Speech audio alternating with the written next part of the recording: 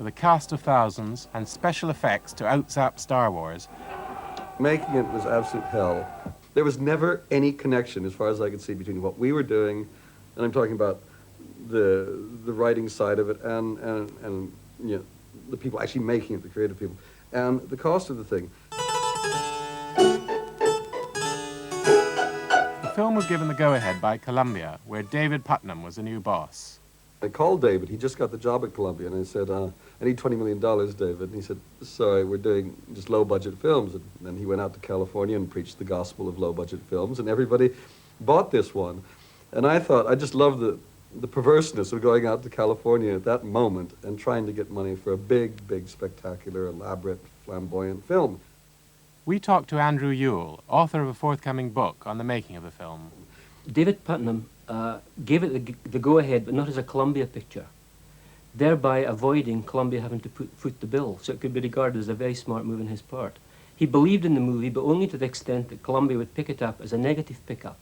In other words, yes, we'll take the movie when it's finished, we'll pay for it at that point, and we'll pay precisely $20 million. The film was originally budgeted at $23.5 million, already $10 million more than Gilliam's last epic, Brazil.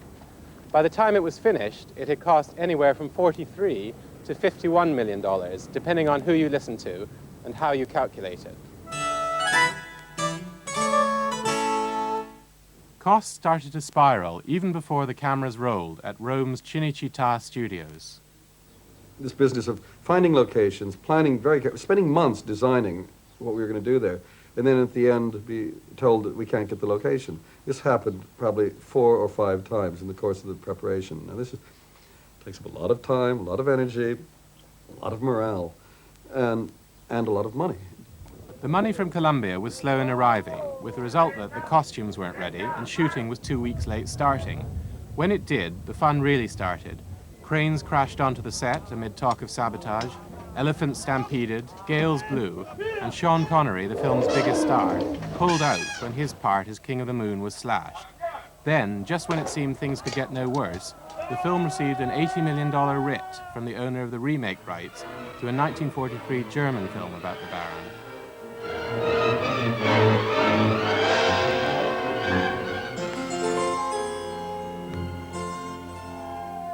The reason for shooting in Italy rather than Britain now has an ironic ring to it. There was a theory way back when that making films in Italy were 30 to 40% cheaper than anywhere else. In retrospect, we probably would have made the film much cheaper in England. Organization was something that they were a bit weak on. And to be fair, I mean, I thought with a German producer, this would add a little organization into the Italian mix. But it didn't work out that way. Thomas Schuley, the film's producer, had been the person responsible for drawing up the original budget. Thomas Schuley has some very good points, tremendous enthusiasm. He can get a project started, but he wasn't able to follow through. He didn't have the expertise to follow through. If the producer insists on staying up in his office, never coming down to production meetings, if the producer spends his time doing interviews rather than dealing with problems, if he spends months trying to get Marlon Brando in the film rather than dealing with what we should be doing, then I get a bit angry. I know that in the course of a production, there's always a certain conflict between producer and director, and this is normal, and this is nothing unusual to me, because the producer has to take care of, let's say, of commercial aspects. The director is trying always to get the best. So there is a normal professional conflict, and you have to resolve it. We ceased communications, I think, actually before we started shooting, because I realized I'd got myself into a trap, that I had let somebody else take over too much power, and I was in a country I didn't know the rules, and I didn't actually know how to get out of it, quite frankly.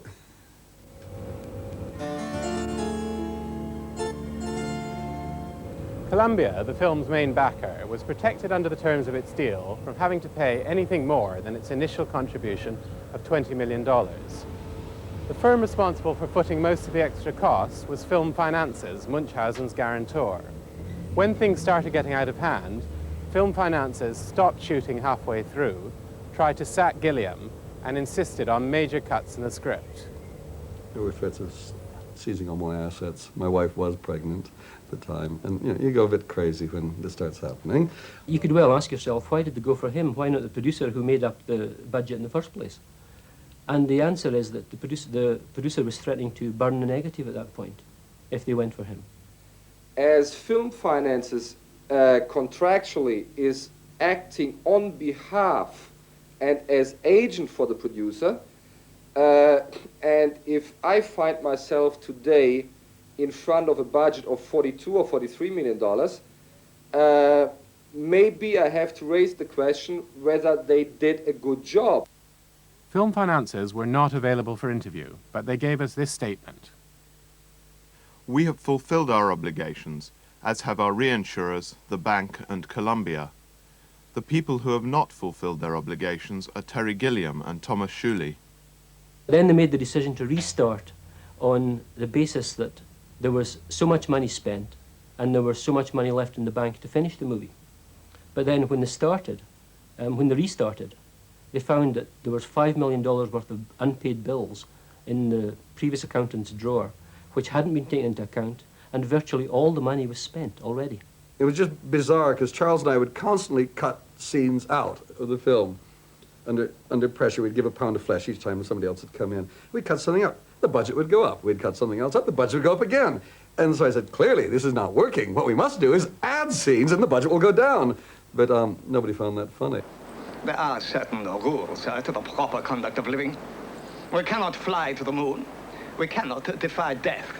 We must face the facts, not the folly of fantasists like you, who do not live in the real world, and who consequently come to a very sticky end. Well, you could say that Thomas Shuley was responsible for, putting it forward as a $23.5 million movie. Terry kept trying to get proper budgets out of him, but they were always coming, but never came. You could say that Film Finances were responsible for not examining the budget closely enough. When they took over, we were over budget $5 million. Yeah? So I feel responsible for these $5 million, but $5 million and $21 million, there is a big difference, and the responsibility for the other $16 or $17 million, this responsibility is exclusively up to Film Finances. Where do you think the responsibility for the overspend lies? Them, everybody but me. Baron Munchausen has already entered film industry folklore as one of the all-time production fiascos. It set out to be a comic fantasy, turned into a disaster movie, and then finally into a whodunit. On the other hand, Terry Gilliam has called the finished product the greatest film of the 20th century. It will need to be if it ever hopes to make its money back.